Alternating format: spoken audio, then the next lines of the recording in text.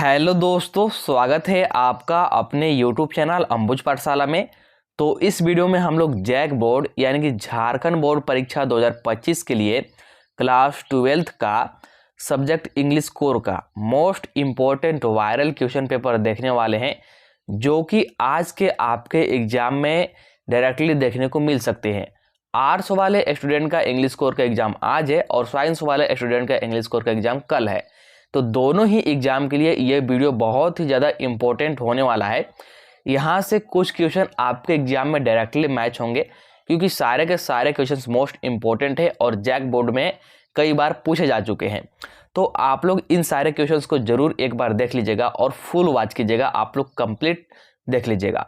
तो चलिए वीडियो को शुरू करते हैं। वीडियो को शुरू करने से पहले चैनल पर नए होंगे तो चैनल को सब्सक्राइब करके जरूर रख लीजिएगा। साथ ही वीडियो को अपने दोस्तों के पास भी शेयर कर दीजिएगा ताकि उनका भी हेल्प हो जाए। और लेटेस्ट न्यूज़ और PDF वगैरह के लिए आप लोग टेलीग्राम ग्रुप, व्हाट्सएप चैनल को ज्वाइन जरूर कर लीजिएगा। दोनों का लिंक डिस्क्रिप्शन में दिया हुआ है। और साथ में unseen passage, notice writing, article writing, report writing, ये सारा मैंने करा दिया है और इन सभी वीडियोज़ का लिंक आपको डिस्क्रिप्शन में मिल जाएगा, वहाँ से आप लोग देख सकते हैं। तो चलिए फिलहाल हम लोग इसको शुरू करते हैं और यहाँ पर हम लोग 30 सबसे वायरल क्वेश्चन पेपर देखने वाले हैं। यहाँ से डायरेक्टली क्वेश्चंस आपके मैच होंगे। बस आपको जो भी देखना है इसको याद रखना है थोड़ा सा, तभी आपको यहाँ पर मतलब हेल्प हो पाएगा, आपको समझ में आ पाएगा। तो चलिए बिना देरी के शुरू करते हैं। तो देखिए यहाँ पर सेम टू सेम ऐसा ही आपको फाइनल बोर्ड एग्जाम में देखने को मिलेगा, ठीक है। ऐसे ही रहेगा जैक और पार्ट 1, यानी कि ये हमारा भाग 1 है, जिसमें कि आपका ऑब्जेक्टिव क्वेश्चन रहते हैं और 30 ऑब्जेक्टिव क्वेश्चन आपको देखने को मिलेंगे। तो चलिए शुरू करते हैं फर्स्ट क्वेश्चन से। तो पहला क्वेश्चन देखिए क्या बोल रहा है, इन notice writing the name of the institute या फिर ऑर्गेनाइजेशन इज प्लेस्ड। यानी कि क्या बोल रहा है कि नोटिस राइटिंग में, किसमें, नोटिस राइटिंग में, नोटिस राइटिंग में जो इंस्टीट्यूट या फिर ऑर्गेनाइजेशन का नाम होता है, ठीक है, ये कहाँ पे होता है आपसे ये पूछ रहा है। अब ऑप्शन आपको दे दिया है बिलो द हेडिंग यानी कि हेडिंग के नीचे, आफ्टर द डेट यानी कि डेट के बाद, या फिर एट द टॉप यानी कि सबसे ऊपर, और फिर कि एनीवेयर इन द नोटिस यानी कि नोटिस में कहीं भी।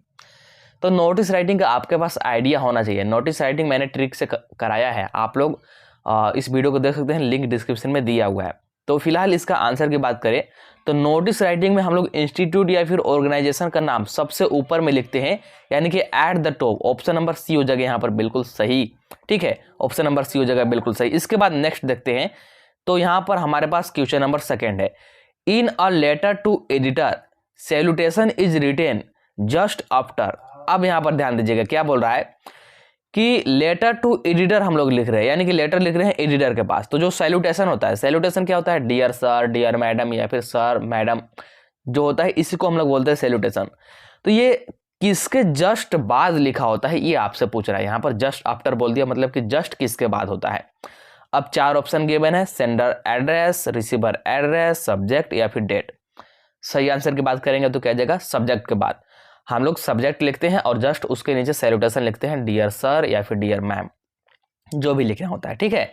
इसके बाद देखिए नेक्स्ट है हमारे पास 3rd नंबर वाला क्वेश्चन, क्या है, what is the correct way to write the subscription in a formal letter. तो देखिए मैंने आपको पिछले वीडियो में भी बताया है और बहुत बार बताया है कि लेटर्स 2 प्रकार के होते हैं, एक होता है फॉर्मल लेटर, एक होता है इनफॉर्मल लेटर। फॉर्मल लेटर जो कि हम लोग ऑफिस, स्कूल, मतलब ऐसे जगहों पर देते हैं, और इनफॉर्मल लेटर जो कि हम लोग फ्रेंड को देते हैं, फैमिली को देते हैं, उसको बोलते हैं इनफॉर्मल लेटर। तो हमसे पूछा है कि फॉर्मल लेटर में जो सब्सक्रिप्शन है, ठीक है, इसको लिखने का करेक्ट वे क्या है, सही तरीका क्या है। क्या यहाँ पर योर्स ट्रूली इस प्रकार से लिखेंगे, यानी कि वाई भी कैपिटल, टी भी कैपिटल, या फिर दोनों स्मॉल में रहेगा, या फिर सिर्फ वाई कैपिटल रहेगा इसके बाद ऑल स्मॉल रहेगा, या फिर पहला वाला स्मॉल रहेगा और बाद वाला कैपिटल रहेगा। तो देखिए ये तो बिल्कुल नहीं होगा, और दोनों कभी कैपिटल नहीं हो सकता है और ना ही दोनों का भी स्मॉल हो सकता है। इसलिए पहला जो यहाँ पर लेटर है ये कैपिटल होगा और इसके बाद वह सारे स्मॉल रहेंगे। तो ऑप्शन नंबर सी हो जाएगा योर्स ट्रूली, इस प्रकार से। इसके बाद देखिए 4th नंबर वाला क्या बोल रहा है, in report writing the language used should be, यानी कि रिपोर्ट राइटिंग में, किसमें, रिपोर्ट राइटिंग में जो लैंग्वेज होता है, मतलब कि जो रिपोर्ट लिखने का तरीका होता है, ये किस तरीका का होना चाहिए, या फिर कैसा होता है, आपसे ये पूछ रहा है। अब आपको 4 ऑप्शन दे दिया है। फिलहाल हम लोग राइट आंसर की बात करेंगे तो यहाँ पर हो जाएगा लाउड। लाउड का मतलब क्या होता है? लाउड का मतलब होता है क्लियर। अगर हम लोग रिपोर्ट लिख रहे हैं तो उसका मतलब क्लियर वे में लिखेंगे कि क्या पर्पज है हमारा रिपोर्ट लिखने का। चलिए नेक्स्ट देखिएगा, यहाँ पर देखिए क्या बोल रहा है। Question number 5 to 7, read the given extract and answer the questions that. तो यहाँ पर देखिए आपको ये एक्सट्रैक्ट दिया गया है, यहाँ पर मैं इसको पढ़ता हूँ। देखिए, आई सा my mother beside me, dose open mouthed her face, acne like that of a कॉर्फ and realised with pen. आगे देखिएगा और भी है। हाँ, that she was as old age C looked but soon put that thought away and looked out at young. ठीक है, तो ये हमको दे दिया था एक्सट्रैक्ट जो कि हमने पढ़ लिया। थोड़ा सा यहाँ पर भी है, ट्रीज स्प्रिंटिंग द मेरी children स्फिलिंग out of their homes. तो ये हमको एक्सट्रैक्ट दिया था। अब इसके अनुसार 5 से लेकर के 7 तक हमको आंसर करना है। तो देखिए, name the poem of the given lines. तो जो अभी ऊपर मैंने लाइन्स पढ़ा उस पोएम का नेम क्या है। तो सबसे पहले तो आपको समझ में आना चाहिए कि पोएम कौन सा था। तो आई होप कि अगर आपने थोड़ा सा भी इंग्लिश कोर्स पढ़ा होगा तो आपको समझ में आ गया होगा कि माई मदर एट 66 का वो लाइन था, मतलब कि एक्सट्रैक्ट था। तो अब माई मदर एट 66 के पोएट कौन है आपको ये बताना है। ठीक है, अच्छा यहाँ पर पोएम ही पूछा है, पोएट नहीं पूछा है, पोएम ही पूछा है। Name of the poem of the given lines, तो पोएम का ही नाम बताना है। तो माई मदर एट 66 यानी कि ऑप्शन नंबर बी हो जाएगा सही। अच्छा, कभी कभी पोएट भी पूछ देता है, आपको सिर्फ लाइन दे देगा, उसके अनुसार आप लोग खुद से सोचिए कि कौन सा पोएम है और इसके बाद यहाँ पर आपसे डायरेक्टली पोएट का नाम पूछ देता है। तो माई मदर एट 66 की अगर पोएट की बात करेंगे तो ये है कमला दास। कौन? कमला दास, याद रखिएगा, बहुत इंपॉर्टेंट है, पूछ देता है बार बार। इसके बाद देखिए 6 नंबर वाला क्वेश्चन क्या है। The poet's mother is described as open mouthed because. तो जो पोएट की माँ है इनको ओपन माउथेड डिस्क्राइब किया जाता है। ठीक है, ओपन माउथेड की तरह डिस्क्राइब किया जाता है, मतलब इनको बताया जाता है। तो क्यों, आपसे ये पूछ रहा है। तो सही आंसर क्या जगह हमारे पास? सही आंसर जगह सी वाज डोजिंग, मतलब कि वो सोई हुई थी और जब वो सोई हुई थी तो उनका मुंह खुल जाता है। ठीक है, तो इसलिए इनको ओपन माउथेड डिस्क्राइब किया गया। तो ऑप्शन नंबर डी हो जाएगा सही। इसके बाद देखिएगा, सॉरी, हाँ यहाँ पर देखिए 7 नंबर वाला क्वेश्चन क्या है। In the given extract the phrase realised with pain. तो जो ऊपर एक्सट्रैक्ट मैंने पढ़ा उसमें एक फ्रेज था realised with pain, indicates the poet's. तो ये क्या इंडिकेट्स करता है पोएट का? तो सही आंसर क्या जगह हमारे पास? सही आंसर जगह ट्रबल्ड पास्ट, यानी कि इन्होंने पास्ट में बहुत ही ज़्यादा मतलब बोल सकते हैं स्ट्रगल किया था, बहुत ही दुख से इनका सामना हुआ था, ऐसा बोल सकते हैं। तो ऑप्शन नंबर बी हो जाएगा सही। इसके बाद 8 नंबर वाला देखिए, according to the poet the thing of beauty is. तो ये आपका थिंग ऑफ ब्यूटी चैप्टर का ही है। ठीक है, अ थिंग ऑफ ब्यूटी जो आपका चैप्टर है उससे ही है। तो पोएट के अनुसार थिंग ऑफ ब्यूटी क्या है आपसे ये पूछ रहा है। तो सही आंसर क्या जाए हमारे पास? सही आंसर जगह अ जॉय फॉर एवर, यानी कि हमेशा के लिए एक जॉय बोल सकते हैं, यानी कि इंजॉय बोल सकते हैं। इसके बाद देखिए 9 नंबर बोला, the story the last lesson highlights which human tendency. जो आपका स्टोरी है the last lesson, most important story है और इससे बहुत सारे क्वेश्चंस हर साल देखने को मिलता है। तो ये पूछ रहा है कि किस ह्यूमन टेंडेंसी को ये हाईलाइट करता है। तो सही आंसर क्या जाएगा? प्रोक्रेस्टिनेशन को। किसको? प्रोक्रेस्टिनेशन को। प्रोक्रेस्टिनेशन का मतलब क्या होता है? प्रोक्रेस्टिनेशन का मतलब होता है कल पे टालना। जैसे इसमें जो फ्रेंच था, जो कि हमारा नरेटर है, मेन कैरेक्टर जो है फ्रेंच, ये जो फ्रांस लैंग्वेज होता है इसको पढ़ने के लिए ये कल पे टालता था कि कल पढ़ेंगे, कल जाएंगे स्कूल, ऐसे ऐसे करके कल पे टालता था। तो इसीलिए प्रोक्रेस्टिनेशन यहाँ पर हो जाएगा right answer, option number C. इसके बाद 10th नंबर वाला क्वेश्चन देख सकते हैं क्या है। Who is Mister Lamb. Mister Lamb कौन थे या फिर कौन है? ठीक है, तो सही आंसर क्या जाएगा हमारे पास? एन ओल्ड मैन, एक बूढ़े व्यक्ति थे। इसके बाद 11 नंबर बोला, who gives us an insight into the world's geological history. तो सही आंसर क्या जाएगा इसका हमारे पास? सही आंसर जाएगा स्टडी ऑफ अंटार्कटिका कॉन्टिनेंट, यानी कि हम लोग अगर अंटार्कटिका कॉन्टिनेंट का स्टडी करते हैं तब। इसके बाद देखिएगा, इसके बाद है 12 नंबर वाला, क्या बोल रहा है कि who is the author of Indigo. जो आपका चैप्टर है इंडिगो, तो इसके ऑथर कौन है? चैप्टर नेम और ऑथर नेम मैंने ट्रिक से करा रखा है, उसका भी लिंक आपको डिस्क्रिप्शन में मिल जाएगा। तो इंडिगो के ऑथर कौन है? सही आंसर क्या जाएगा हमारे पास? सही आंसर जाएगा लुईस फिशर। कौन? Louis Fischer. तो ऑप्शन नंबर बी हो जाएगा सही। इसके बाद देखिएगा 30 नंबर वाला क्वेश्चन क्या है। What did Rogers mother decide finally. तो जो रोजर्स की माँ होती है ये फाइनली यानी कि अंत में क्या डिसाइड करती है। तो सही आंसर क्या जाएगा? सही आंसर जाएगा to take him back to awful wizard and get his smell back, यानी कि जादूगर के पास उसको वापस लेकर के जाएगी और अपना स्मेल क्या करेगी, अपना स्मेल मतलब फिर से ले लेंगी, बैक करा लेंगी। तो ऑप्शन नंबर ए हो जाएगा बिल्कुल सही। इसके बाद देखिए 14 नंबर वाला क्वेश्चन क्या है, what was the name of the school where जितकलासा studied. तो जो जितकलासा है जहां पर पढ़े थे उस स्कूल का नाम पूछा जा रहा है। तो सही आंसर क्या जाएगा, सही आंसर जाएगा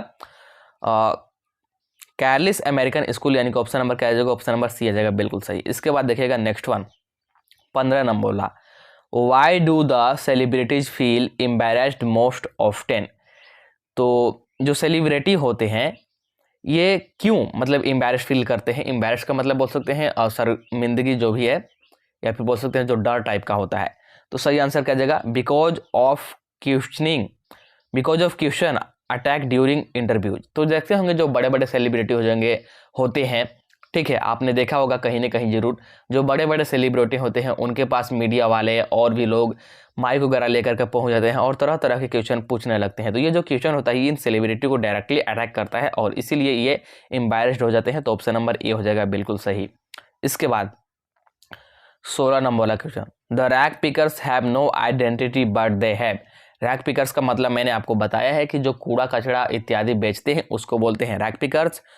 और यहाँ पर क्वेश्चन में बोलता है कि रैक पिकर्स के पास आइडेंटिटी तो नहीं है, मतलब कि इनका कोई पहचान तो नहीं है, बट इनके पास क्या होता है, तो राशन कार्ड, यानी कि ऑप्शन नंबर सी हो जाएगा बिल्कुल सही। इसके बाद 70 नंबर वाला क्वेश्चन देख लीजिए, whenever terror truck again Douglas would start. यानी कि यहाँ पर यह पूछ रहा है कि डगलस को जब भी डर लगता था तो वह क्या करने लगता था, ये आपसे पूछ रहा है।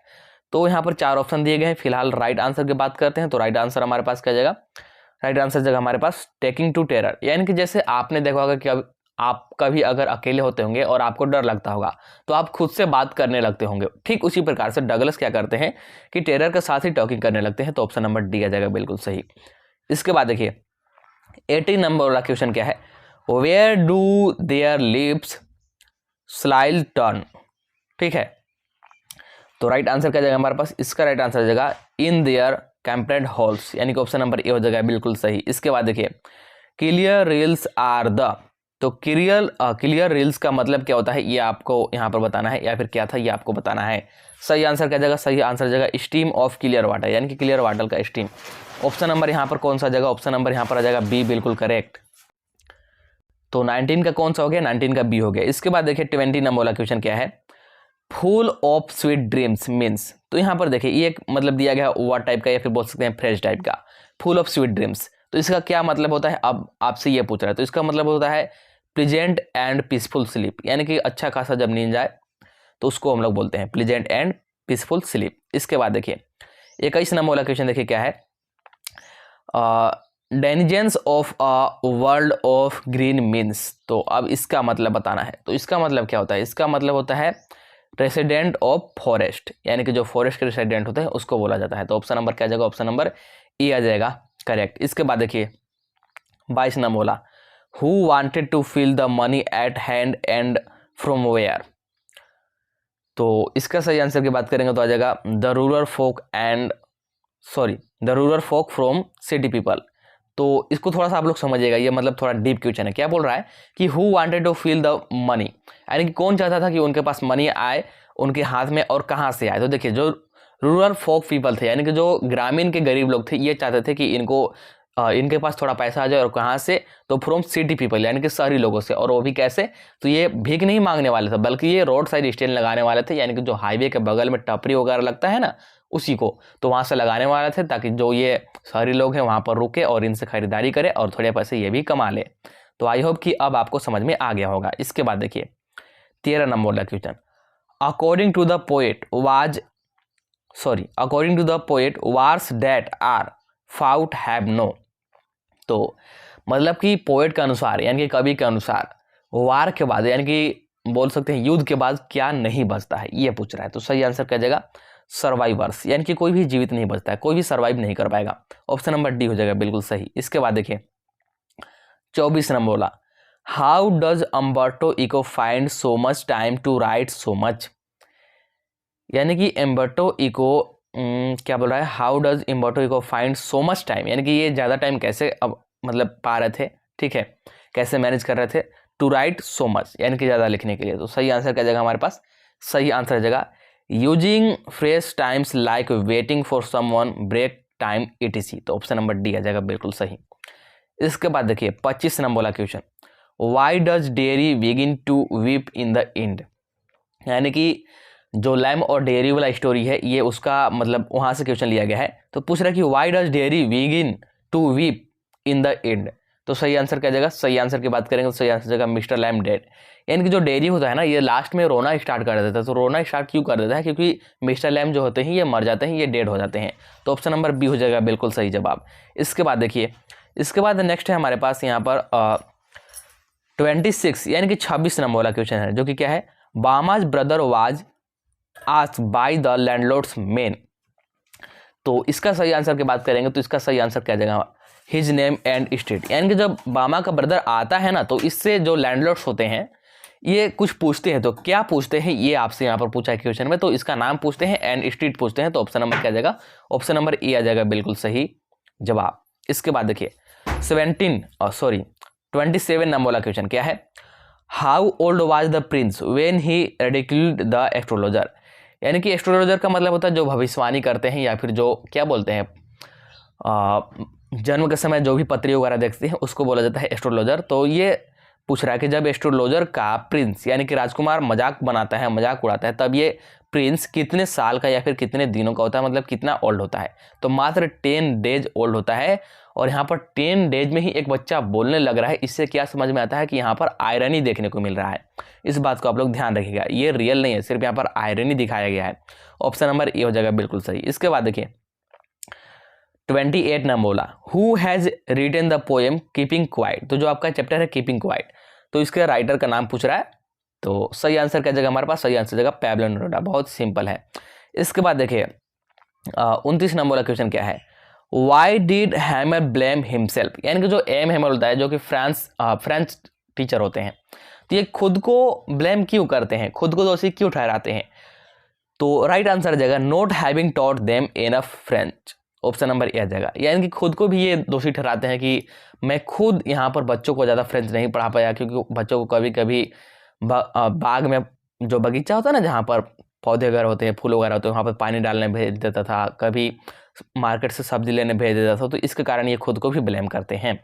इसके बाद लास्ट वन है हमारे पास, सॉरी यहाँ पर देखिए क्या है, what forces children to live a life of exploitation, यानी कि बच्चों को क्या यहाँ पर मतलब फोर्स कर रहा था एक्सप्लॉयटेशन के लिए। तो सही आंसर क्या आ जाएगा, सही आंसर जाएगा पॉवर्टी यानी कि गरीबी, ऑप्शन नंबर बी हो जाएगा बिल्कुल सही जवाब। तो चलिए मैंने 30 के 30 यहाँ पर most important viral question paper करा दिया, और मैंने कल भी एक वीडियो कराया। तो ये दोनों वीडियो अगर आपने देखा होगा तो यहाँ से 15 से 20 क्वेश्चन डायरेक्टली आपके मैच हो सकते हैं, पूरी संभावना है। और जो भी मैंने लिंक वगैरह दिया था डिस्क्रिप्शन में, ये आपने पूरा देखा होगा। तो चलिए अब मिलते हैं अगला वीडियो में, आपको आंसर की भी दिया जाएगा सबसे पहले इसी यूट्यूब चैनल के माध्यम से। तो चैनल को सब्सक्राइब कर लीजिएगा, वीडियो को लाइक कर दीजिएगा और शेयर भी कर दीजिएगा। मिलते हैं हम अगला वीडियो में।